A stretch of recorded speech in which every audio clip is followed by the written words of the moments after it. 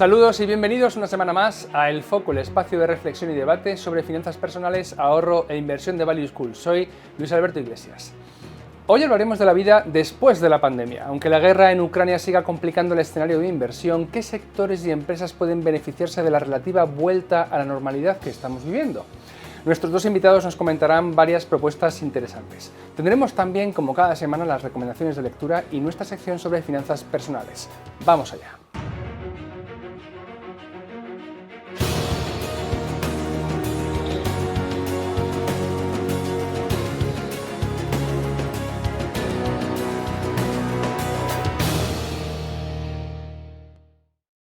Continuamos en el foco de Value School.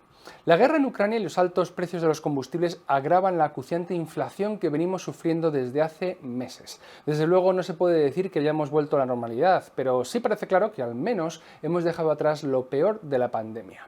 El precio a pagar ha sido caro. Después de 6 olas hemos tenido más de 11 millones de infectados y 100.000 fallecidos solamente en España, y más de 165 millones de contagios en toda Europa, donde hemos rebasado la triste cifra de los 2 millones de fallecidos. Naturalmente, las restricciones impuestas fueron un tremendo golpe para la economía mundial. La caída del PIB español fue superior al 10% en 2020 y en toda la eurozona el retroceso fue superior al 6%. El año pasado, las principales economías del planeta experimentaron rebotes importantes, aunque no llegaron a recuperar lo perdido en 2020. Se esperaba que este año se regresase a los niveles de actividad prepandémicos. Ya veremos qué dicen los datos macro y cuánto nos cuesta pagar el recibo de la luz. De todos modos, parece que las restricciones serán pronto cosa del pasado. Sin ir más lejos, la eliminación casi total del uso de las mascarillas parece inminente. También los aforos en locales de reunión se están normalizando. Hace pocas semanas, por ejemplo, en Value School volvimos a organizar actos con público tras 2 años de puertas cerradas. Esto significa que podemos irnos de viaje, pasar tiempo en hoteles o comer en restaurantes. Por esa razón, los sectores relacionados con el ocio, probablemente los que más sufrieron por las restricciones tanto en términos de negocio como de cotización en bolsa, vuelven a ser interesantes para los inversores.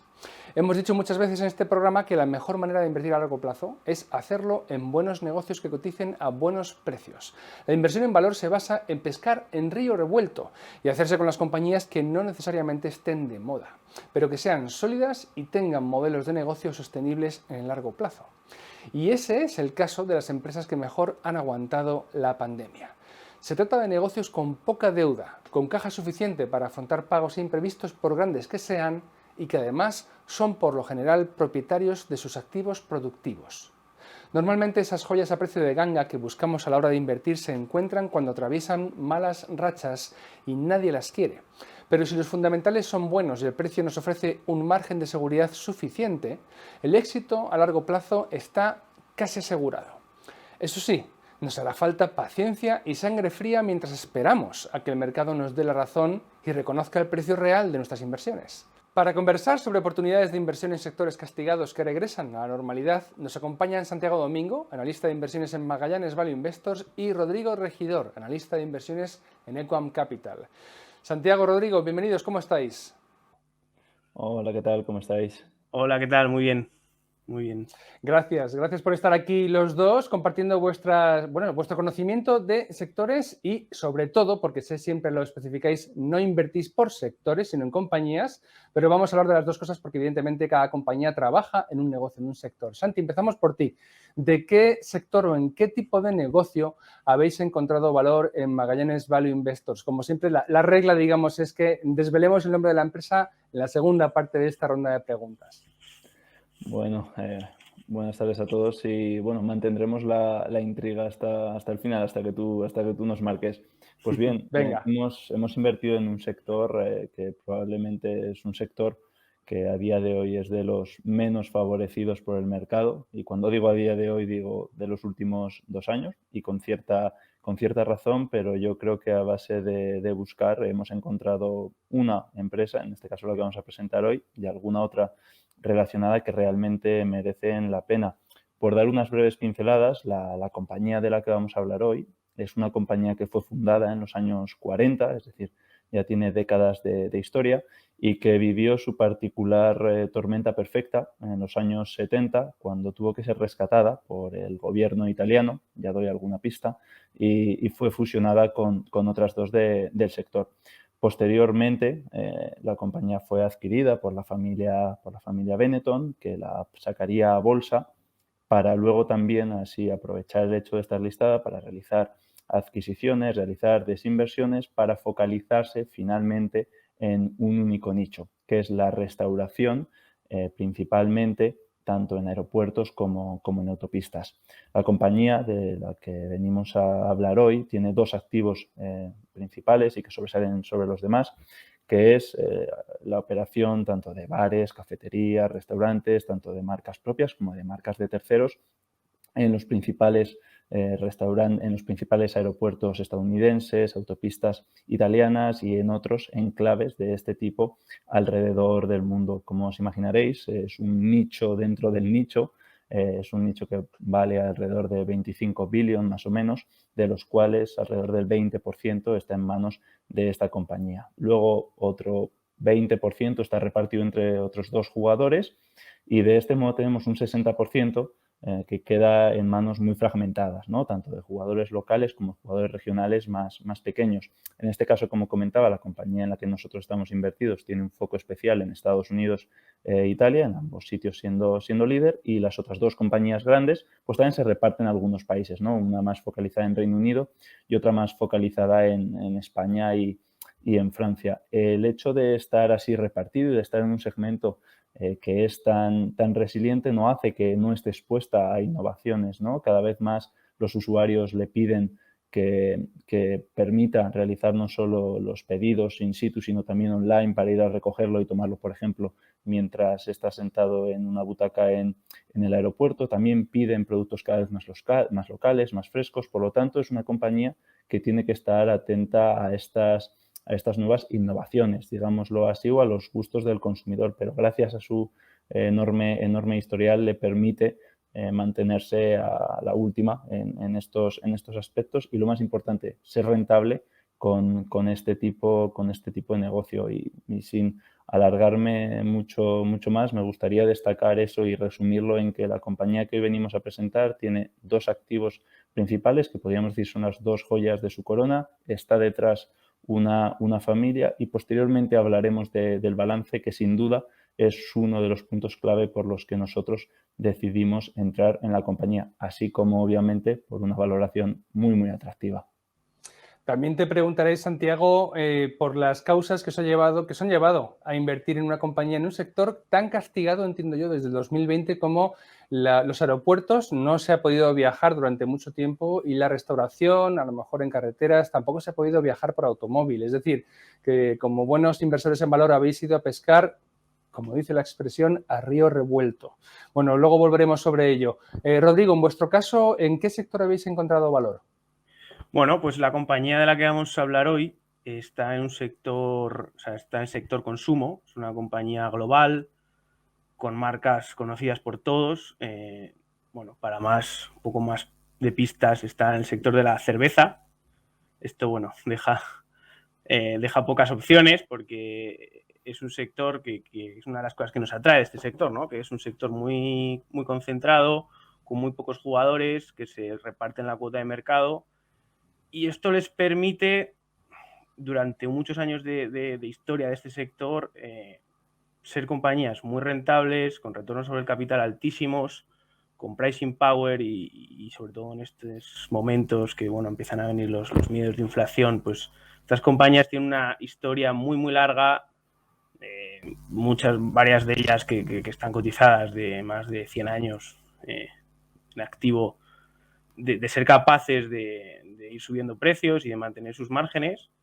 Y luego es un sector que aparte de su poca ciclicidad y de su capacidad para mantener los precios y subirlos, tiene un perfil de crecimiento muy atractivo, sobre todo en países emergentes. O sea, bueno, este sector, el de la cerveza, en los países desarrollados los volúmenes de cerveza ya no crecen, o sea, o crecen muy poco, pero en los países emergentes la correlación entre el PIB per cápita la renta disponible y el consumo de cerveza es bastante claro. Y bueno, pues estas compañías en este sector, pues algunos países africanos, Asia, todavía tienen un potencial de crecimiento en los próximos, no sé, 10, 20 años, pues bastante grande. Y Bueno, la verdad es que Sí, continúa, perdona, creía que No. Dime, Rodrigo. Sí. No, eso, nada más. Vale, pues entonces los dos veo que habéis invertido, vuestros fondos han encontrado oportunidades en sectores castigados. La cerveza no se ha podido acudir a restaurantes ni a bares durante mucho tiempo, pero no solamente en España, donde estamos, sino en todo el mundo, en mayor o menor medida, por supuesto en Occidente, Europa, Estados Unidos, y viajar y por tanto restauración en ruta, pues lo mismo. Bueno, pues entonces, habiendo ya sentado las bases, vamos a desvelar el nombre de las compañías y después os seguiré preguntando por ellas y por razones, digamos, de contexto que os han llevado a invertir. Santiago, ¿cuál es la compañía que lleváis en cartera? Pues bueno, la compañía que llevamos en cartera, además estoy convencido de que venderá también los productos de la empresa que nos viene a comentar hoy Rodrigo, es una compañía de nombre italiano que se llama Autogrill, pero que realmente, como comentaba, la mayor parte de su negocio, alrededor del 50%, está en Estados Unidos. Autogrill, para que nos hagamos un orden de la magnitud de la compañía, es una compañía que capitaliza en torno a 2.200 millones de euros, que en un entorno normalizado sirve en torno a 900 millones de clientes al año en sus bares, restaurantes, cafeterías a lo largo y ancho del globo terráqueo, y que está presente, o que tiene más o menos, en torno a 4.000 puntos de venta. Adicionalmente, es una compañía que, debido a focalizarse o a estar presente básicamente en el sector de la restauración, ofrece una resiliencia, a diferencia probablemente de otras compañías que también operan establecimientos en aeropuertos, en estaciones de tren o en autopistas, porque al final es un servicio de primera necesidad, y que por el hecho probablemente de que una vez pasamos los controles tenemos que dejar prácticamente cualquier bebida y prácticamente cualquier comida, pues estamos abocados de un modo u otro a consumir en sus establecimientos. Es una compañía también que, gracias, digámoslo así, no sé si es la mejor expresión, pero a esta crisis ha logrado también centrarse más, es decir, reafirmarse y focalizarse en lo que ellos quieren, que, como comentaba, es los aeropuertos en Estados Unidos, las autopistas italianas y algunas localizaciones más puntuales a lo largo de Europa y otras partes del mundo, que logran de esta manera centrarse en aquellos negocios en los que son más rentables, adaptar su estructura de costes y así salir más reforzados de esta crisis, y también desinvertir a unos múltiplos muy atractivos, tanto en el año 2019 como incluso en el propio 2020 y 2021, de algunos activos que para otro tipo de inversor tenían un mayor valor estratégico que para ellos, y junto a una pequeña ampliación de capital que hicieron a comienzos del año 2021, obtener una estructura financiera donde tienen 200 millones de euros tan solo de deuda financiera neta, que es en torno a 0,5 veces deuda neta EBITDA, lo que le coloca en una posición no solo muy disciplinada en cuanto a balance y también en cuanto a solidez, sino también con una capacidad, imaginaos, de crecimiento brutal, porque obviamente de estas compañías locales y regionales pequeñas hay algunas que han quedado en mala forma debido a esta crisis, y ellos pueden tomar partido y aprovecharse y adquirir sus concesiones, y de este modo continuar con el crecimiento, que sin duda también ha sido uno de los dogmas, digamos, de esta compañía, pero lo ha sido gracias a tener una familia detrás, como comentaba antes. La familia Benetton tiene más del 50%, y a un management que lleva años y años en la compañía, hacer este crecimiento de una manera racional. Y de momento están esperando. Ellos hablan de que quieren incrementar su fortaleza en Estados Unidos, porque ellos a día de hoy tienen un 25% de cuota de mercado en el sector restauración dentro de los aeropuertos estadounidenses. Para que hagáis una idea, 47 de los 50 más importantes están presentes, y lo que quieren es como completar un poquito la cadena de valor con estas tiendas de conveniencia donde nos venden el típico snack o la típica bebida cuando nosotros estamos en un aeropuerto, para que, independientemente de lo que seleccionemos a la hora de consumir una comida o una bebida, estén ellos presentes. Esperamos que lo hagan próximamente, que sigan haciendo compras, porque gracias a la solidez, gracias a la capacidad de integración que han demostrado, desde luego que nos sentimos muy, muy cómodos en esta compañía, y posteriormente hablaremos, pero es que está cotizando, debido a lo que comentabas tú antes, Luigi, al sector en el que se encuentra, a unos precios que son, no querría decir más que muy atractivos. Vale, estupendo. Luego comentaremos justamente esas razones de la entrada y cómo habéis ido construyendo la posición y desde cuándo, porque me interesa saber en qué momento visteis la oportunidad, habida cuenta de la historia reciente en los últimos 2 años que hemos sufrido todos. Rodrigo, las cervezas, ya nos dirás si se venden en Autogrill o no. Pues seguramente que sí, y más las de la compañía de la que voy a hablaros, que es Avinbev, que bueno, Avinbev no es precisamente una compañía desconocida, ni que la gente no, o sea, es algo que todo el mundo consume regularmente, y básicamente Avinbev es la cervecera más grande del mundo y es líder mundial en el sector de la cerveza y líder mundial en todos los continentes, básicamente. O sea, es líder en cada uno de los continentes. Entonces, este sector de la cerveza es un sector que, como decíamos antes, está muy consolidado y esto lleva a que podemos ver cosas como que Avinbev tiene cuotas de mercado en algunos países, por ejemplo, me viene a la cabeza que Avinbev en Colombia tiene una cuota de mercado del 90%.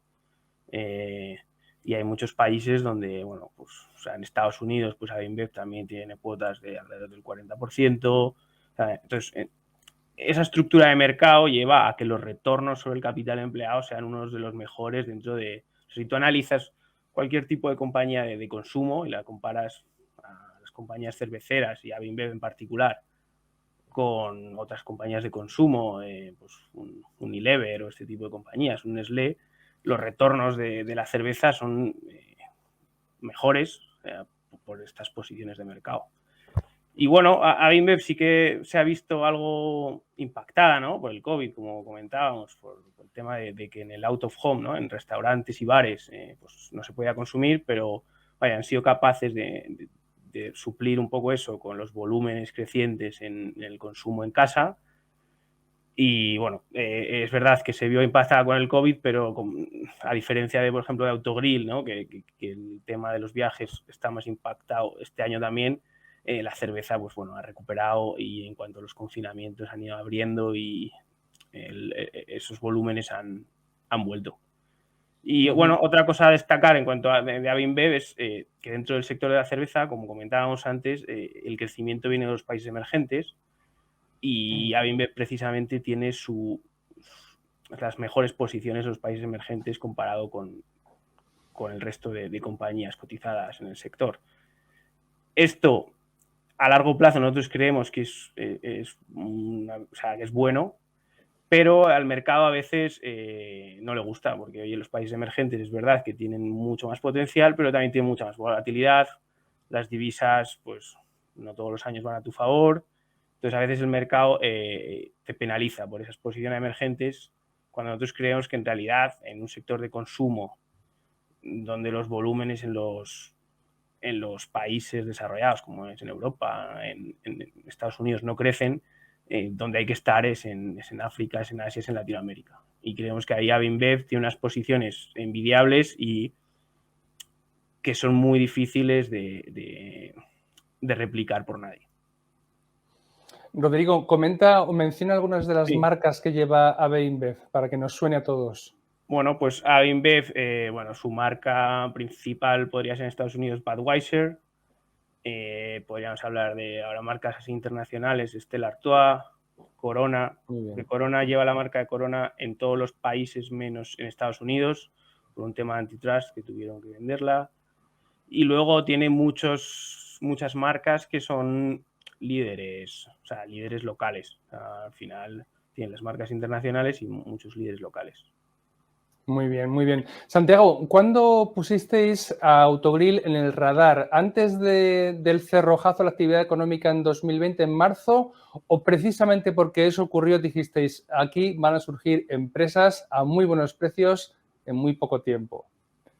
Bueno, pues gracias a Dios y gracias al análisis lo hicimos después del cerrojazo de 2020, pero al final yo creo que es una compañía que en cierto modo ya habíamos tenido contacto no directo con ellos, pero sí haberlos leído por el hecho de que nosotros, pues antes del cerrojazo, por desgracia, pues teníamos, por ejemplo, compañías como Meliá, ¿no? Digo por desgracia porque lo hicieron mal en un entorno como ese, pero bueno, que actualmente están recuperando. Luego también nosotros, a partir de ese momento, empezamos a ver las tendencias de mercado, ¿no? Sobre todo tanto en cuanto a la evolución del ocio y del turismo, y vemos sin duda que es un mercado muy, muy penalizado, pero no fue sobre todo hacia finales del año 2020, comienzos del año 2021, cuando realmente nos decidimos a analizar en más profundidad esta parte del sector más penalizada, ¿no? Aquí es cuando nosotros también entramos a comienzos del año 2021, no solo en Autogrill, sino también en otras compañías que tenemos en cartera, como puede ser el caso de EasyJet, como puede ser el caso también de AENA en nuestro fondo ibérico. Entonces fue a partir de ahí, ¿no? Y como comentaba, lo hicimos de alguna manera tirando del hilo, ¿no? Porque al final todas estas compañías tienen una relación unas con otras y ahora lo están haciendo mejor. Sí que es cierto que nosotros entramos en febrero del 21, posteriormente llevaron a cabo la ampliación de capital que mencionaba, pero que ya estaba anunciada antes de que nosotros entráramos, por lo tanto el mercado ya había recogido de alguna manera en precio ese impacto. No fue una ampliación de capital demasiado dilutiva comparado con las que se venían haciendo en el mercado. Es un tercio más o menos lo que se amplió el capital, cosa que otras compañías del sector han multiplicado casi por 2 sus acciones. Ahí también acudimos a la ampliación y posteriormente, y más bien recientemente, hemos incrementado un poco nuestra posición a raíz de las últimas caídas. Una compañía en la que nosotros llegamos a ganar, digamos, a finales, mediados del año pasado, en torno a un 20-25%. A día de hoy tan solo ganamos un 5%, por lo tanto, y debido al potencial que creemos que tiene, pues recientemente hemos añadido nuevas posiciones, y todo esto atraídos por lo que comentaba antes, ¿no? En primer lugar, por un sector que es castigado, sí, pero en el que conocemos las dinámicas que se están produciendo, lo hacemos de la mano de una familia, lo hacemos de la mano de un equipo directivo que conoce el sector, lo hacemos de la mano de una compañía en la que los números no engañan, ¿no? Y es que tiene un balance financiero súper sólido, adicionalmente focalizado en Estados Unidos, donde el 80-85% del tráfico aéreo es doméstico, por lo tanto, actualmente los niveles de recuperación son tremendos. Actualmente, si nos fijamos en las estadísticas, alrededor de la primera semana de marzo, si mal no recuerdo, comparada con la primera semana de marzo del año 2019, están al 90%, es decir, que están prácticamente en esos niveles. En el caso de las autopistas, autopistas italianas todavía más resilientes si cabe, y sí que es cierto que donde están sufriendo es en sus otras localizaciones alrededor de Europa, y sobre todo aquellas que dependen más del tráfico internacional. Y aquí sí que me gustaría hacer un apunte, que otra cosa que nos llamó mucho la atención de esta compañía es que, además de depender del tráfico doméstico, dependen mucho del tráfico de ocio, del tráfico de visitar a familiares, a amigos, que muchas veces va de la mano, obviamente, del tráfico doméstico, y esto lo que te aporta es otra capa más de resiliencia. Y es que esto no se queda solamente en la narrativa de resiliencia, sino cuando tú vas a ver los números del año 2021, lo que ves es que han hecho 3 profit warning positivos, en los que han ido reduciendo la cantidad de caja que iban a quemar hasta terminar el año produciendo una caja positiva. Esto lo que a nosotros nos muestra es que realmente las acciones que han llevado a cabo durante la pandemia, nuestro análisis de la industria y, digamos así, la reapertura que se está produciendo, está dando poco a poco sus frutos. Sí que es cierto y es normal que cualquier ola nueva de coronavirus, o por desgracia lo que nos está tocando vivir a día de hoy con el conflicto en Ucrania y Rusia, no ayuda, pero en el entretiempo la compañía sigue haciendo sus deberes y sigue focalizada en donde tiene que estar. Y es que a día de hoy estamos comprando esta compañía por 5 o 6 veces el EBITDA normalizado, cosa que antes de esta crisis se estaban pagando dobles dígitos. Por lo tanto, creemos que la ecuación, digamos así, rentabilidad-riesgo, y por lo tanto el potencial de revalorización de esta compañía en el medio plazo es sustancial. Rodrigo, antes mencionaste que la mayor parte de la expansión que se prevé para la compañía cervecera y para el sector y la actividad estaba en los países en desarrollo.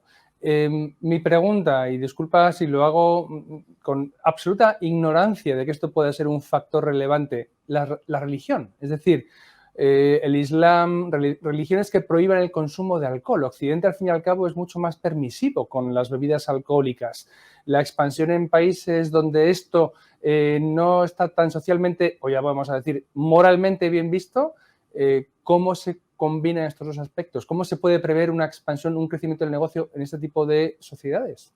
Sí, bueno, ahí tienes toda la razón. Hay países emergentes donde cuando nosotros proyectamos y cuando la compañía o cualquiera que proyecte los crecimientos en el sector proyecta hasta dónde puede crecer ese sector, hay que tener en cuenta, oye, pues qué porcentaje de la población, o sea, países con altos porcentajes de población musulmana, pues el mercado pues es más pequeño, o sea, sin duda. Pero aún así hay muchos países, hablamos de países asiáticos, hablamos de África, hablamos de India, que aunque tenga un porcentaje de musulmanes, o sea, también dentro del... hay mucha cantidad de población, entonces dentro de la gente que no es de religión musulmana, aún así el potencial es brutal.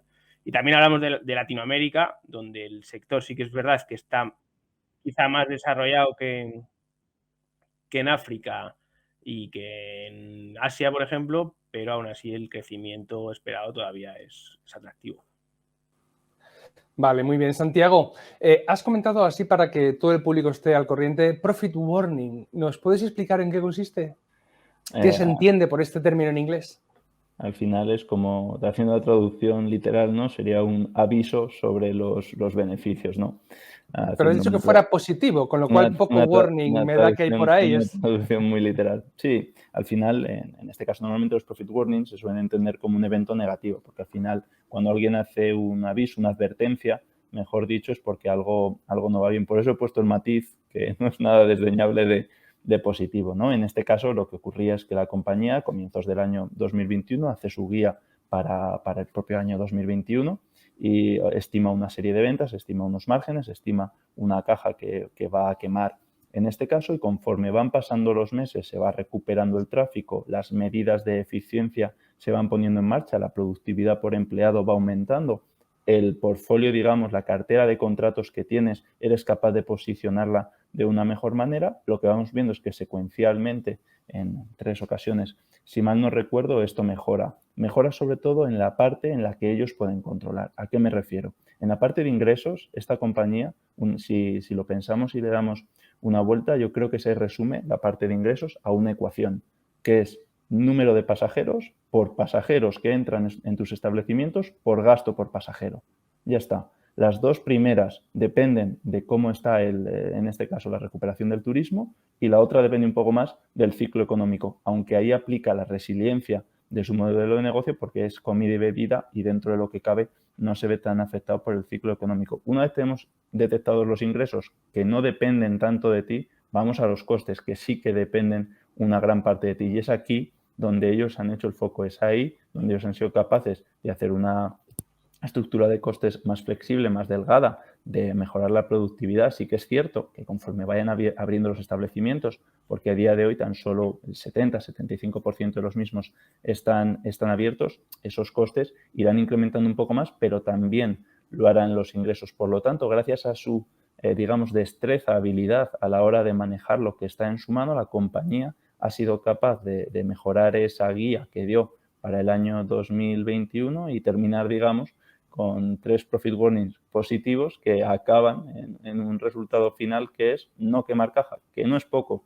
en este entorno y en este sector, y dar una caja positiva para el año 2021. Sí que es cierto que para el año 2022, y yo creo que de una manera bastante conservadora, han preferido no dar una guía al mercado debido al conflicto que por desgracia estamos viviendo, pero mantienen sus objetivos al año 2024, que es sin duda recuperar y sobrepasar en términos de rentabilidad lo que tenían antes de la crisis del COVID-19.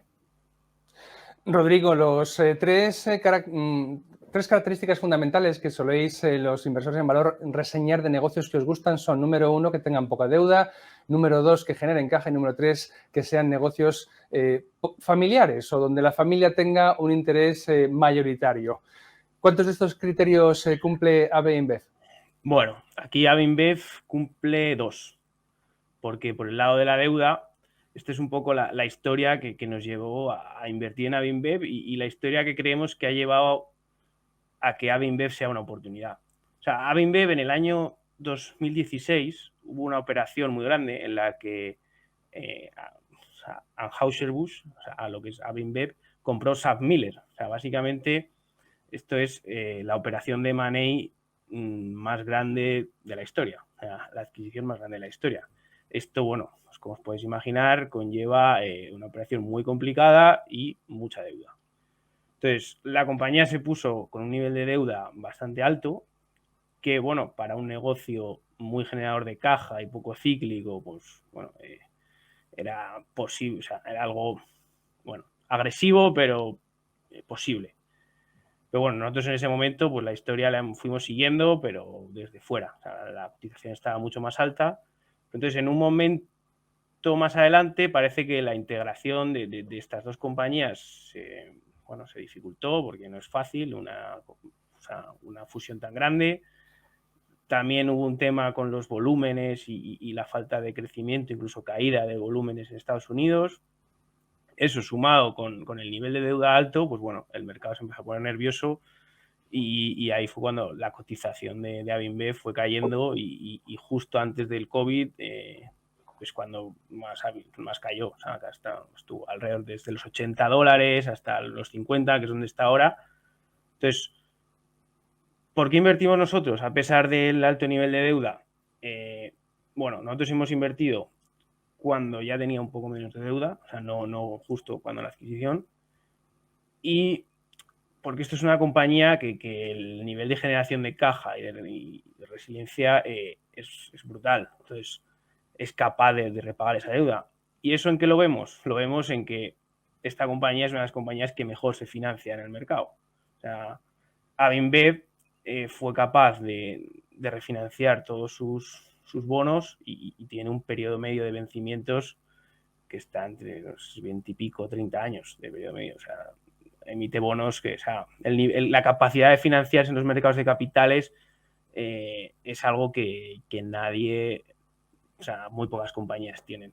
Entonces, bueno, ahí creemos que aunque a nosotros nos gustan compañías con poca deuda, creemos que hay que poner el tema, el término poca deuda, hay que ponerlo en relación al sector, al momento y hay veces que se habla simplemente del múltiplo de deuda neta EBITDA y una compañía industrial con cierta ciclicidad, con 1,5 veces de deuda neta EBITDA, puede ser una ampliación de capital en potencia y una compañía menos cíclica, pues no. Entonces ahí esa es la situación de la deuda. Y en cuanto a lo que hablabas del control familiar, AB InBev está controlada por 3G, que es un grupo de inversores brasileños. O sea, este grupo de inversores, bueno, son inversores financieros, pero que llevan en AB InBev, bueno, pues desde llevan más de 20 años y tienen una vocación de permanencia total. O sea, básicamente son varios inversores, pero bueno, como si fuese una familia que controla. Entonces, aquí también, o sea, que 3G esté controlando a AB InBev también ha llevado a que se dé una oportunidad dentro de AB InBev, porque estos inversores tenían una fama buenísima, salían en los titulares, hicieron algún deal con Warren Buffett, todo el mundo los tenía como los mejores y bueno, pues igual unas veces las cosas van bien, otras van mal y cuando se ha empezado a ir un poco mal, pues la narrativa cambió y se empezaba a decir, bueno, que esta gente solo se enfocaba en recortar costes, que no reinvertía en crecimiento, bueno, que eran muy agresivos con la deuda, como que eso solo era ingeniería financiera. Y bueno, nosotros, la verdad que analizando la compañía, la historia de la compañía, viendo las decisiones que han ido tomando, creemos que eso está bastante lejos de la realidad. Al final, probablemente sean, o sea, los gestores de AB InBev y los accionistas de la gente que más sabe del sector de la cerveza, porque llevan en él 35 años o más, muchos. Luego, ellos han sido capaces de verdad de generar crecimiento orgánico y no solo de recortar costes y exprimir el margen, sino generar crecimiento orgánico, lanzar nuevas marcas, nuevos productos, entrar en nuevos países, y creo que eso lo han demostrado, y de verdad creemos que esta gente piensa muy a largo plazo. O sea, que cuando tú tienes un stake de más del 30% en una compañía como Avinbep, no estás pensando en vender porque no puedes vender. O sea, esto es para siempre. O sea, entonces, nosotros ahí confiamos bastante y creemos que ha habido unos años de que la gente, oye, pues les ha tenido como... Había ese cambio de narrativa de tenerles como los mejores a tenerles como alguien que no tenía ni idea, y creemos que, bueno, que ni lo uno ni lo otro, y creemos que están dando los pasos adecuados, y que quizá la compra de Sam Miller quizá fue agresiva, pero bueno, nosotros ahí, bueno, la verdad que como hemos entrado después, pues eso ahí estamos salvados. Ese lado.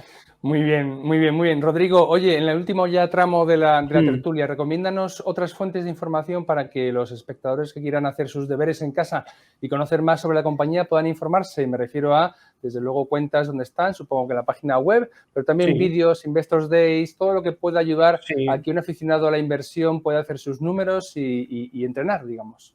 Pues mira, no, en este sector de la cerveza, la verdad es que es muy fácil. O sea, muy fácil conseguir información porque Heineken cotiza, Carlsberg cotiza, Avinbep cotiza, y luego si haces un poco más de investigación, pues en países emergentes hay más cerveceras cotizadas. Entonces, oye, pues en sus páginas web, en sus páginas de relación con inversores hay presentaciones, días del inversor, y la cantidad de información que hay sobre el sector es mucha. Y luego, bueno, así sobre Avinbep, yo os recomendaría, bueno, por entender un poco, ¿no? La gente que está detrás de Avinbep, hay un podcast que se llama Invest Like the Best, que es un podcast sobre inversión en inglés, y hace unos meses, lo buscáis, hubo una entrevista a Carlos Brito, que fue el que era CEO de Avinbep, que ha cambiado ahora, pero ha sido CEO durante un montón de años, y bueno, ahí se puede ver un poco cómo piensan y conocer un poco la filosofía de la compañía. Qué bueno, pues muchísimas gracias. Santi, sobre Autogrill, recursos para conocer más, las cuentas de la compañía, lo mismo, Investors Days y, por supuesto, libros o cualquier otra cosa que pueda ayudar a formarse mejor como inversor en valor. Pues respecto a Autogrill, yo lo que recomendaría es, a lo mejor en el caso de Rodrigo yo creo que también aplica, que es probar sus productos. Es decir, siempre y cuando la edad lo permita y se pueda, probarlo. Yo me acuerdo, por ejemplo, que en el pasado, analizando otra compañía como era Dufry, que es la compañía que tiene los duty free, digámoslo así, típicos de los aeropuertos, yo hice mi pequeño análisis, que en ese momento vivía en Barcelona, y fue ir al aeropuerto, uno de los viajes que tenía, y ir una hora antes solamente para ver si realmente era más barato o no era más barato que fuera de allí, ¿no? En este caso me encontré con que había algunos productos que sí y otros que no, pero bueno, ya me formó un poco cierta opinión. En el caso de Autogrill podría aplicar lo mismo, parece baladí, pero realmente el probar los servicios de una compañía siempre y cuando sea posible, yo creo que también nos hace formarnos no una opinión solo como inversor, sino como usuario, y nos ayuda a tomar cualquier decisión.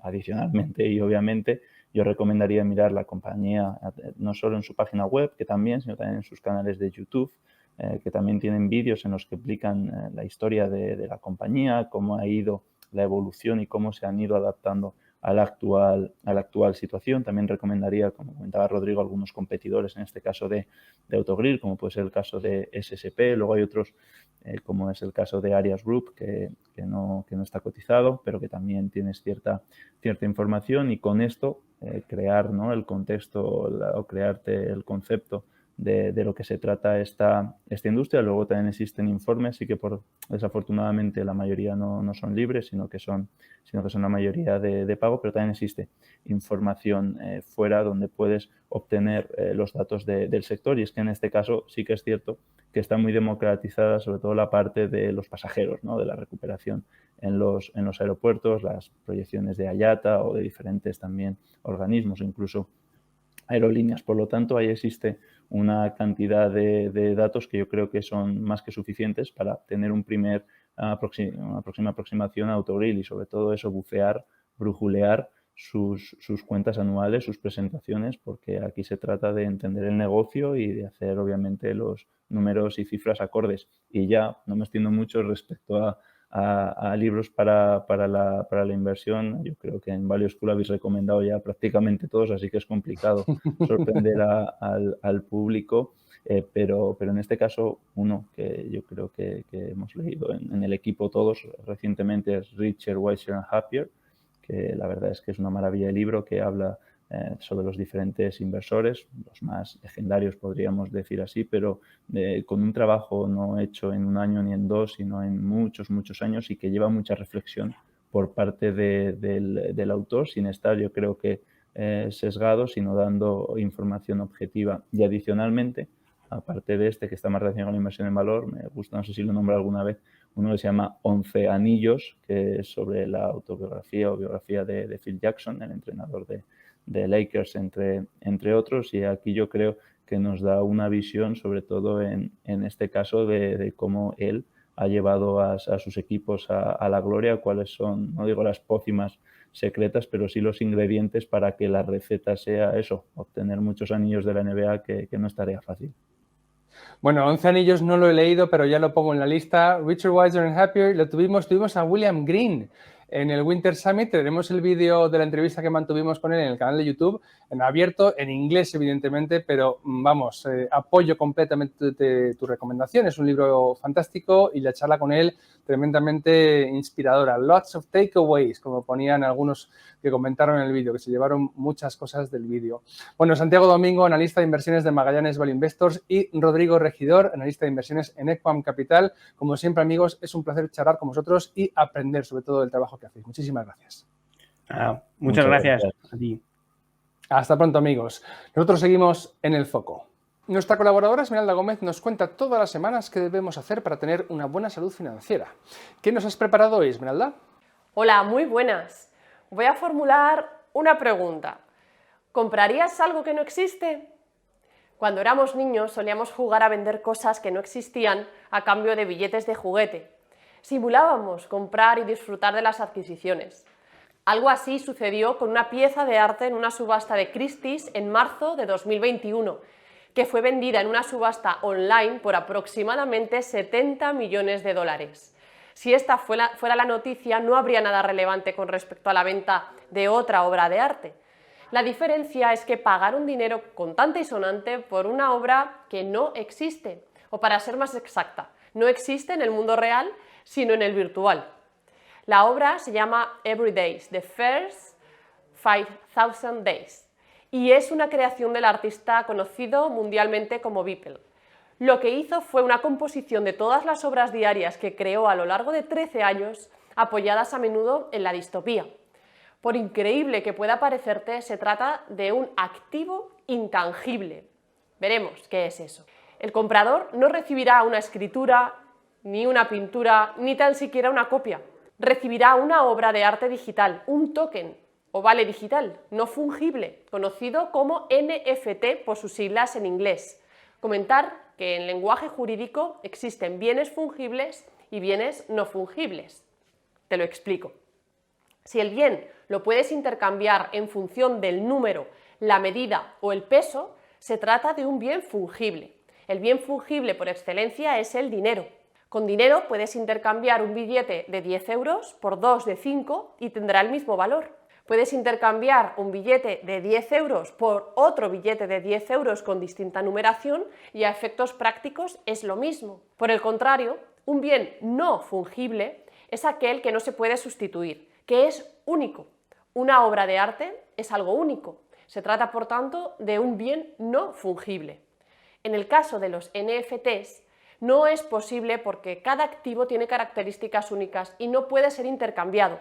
Haciendo la analogía con los billetes, es como si cada billete adquiriera la condición de único por su numeración y así fuera valorado entre la sociedad. Puedes pensar en los NFTs como si fueran personas, únicas y originales. El precio de los NFTs está determinado por el que le quiera dar la gente subjetivamente. Su soporte es la tecnología blockchain o cadena de bloques y solo puede ser intercambiado por criptomonedas. Funcionan a través de la red de ordenadores descentralizada blockchain. Es como una red de pescar. Son nodos enlazados y asegurados usando criptografía. ¿Y qué es lo que le da el carácter de auténtico y único? Pues igual que en las obras de arte físicas existen certificados que acompañan a estas obras, que certifican su autenticidad, entre otros aspectos, con el contenido digital tokenizado ocurre algo parecido. Pues cada uno tiene asignado una especie de certificado digital que garantiza su autenticidad y no se puede modificar. Todo queda registrado en este certificado: el autor, las transacciones, el valor de partida. Los NFTs son certificados de propiedad de activos virtuales únicos. Esto tiene innumerables ventajas para artistas y autores que pueden convertir sus obras en NFTs. Yo me estoy pensando pasar mis cuadros físicos a esta tecnología. A medida que pasa el tiempo, su activo puede ganar valor como colección y el autor puede ganar mucho dinero por transferir la propiedad a quien desee comprarla. El NFT solo se crea una vez. Si modificas algo, se considerará un activo nuevo. Entonces, vale la pena invertir en ellos. Depende del grado de riesgo que quieras asumir y de tu conocimiento en la materia, como ocurre con cualquier otro activo.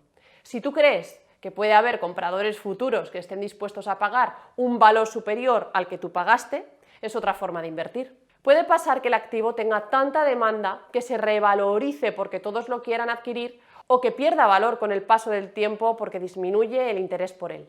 El mundo, tal y como lo conocemos, se encuentra en constante cambio y el entrelazamiento entre el mundo físico y el virtual es cada vez mayor. ¿Conocías este instrumento de inversión basado en blockchain? Nos vemos pronto en una nueva píldora financiera para mejorar tu salud financiera. Hasta pronto. Muchas gracias, Esmeralda. Hasta la próxima semana. Como siempre, si tenéis dudas sobre finanzas personales, podéis escribirnos a info@valueschool.es y Esmeralda las responderá en esta sección del Foco.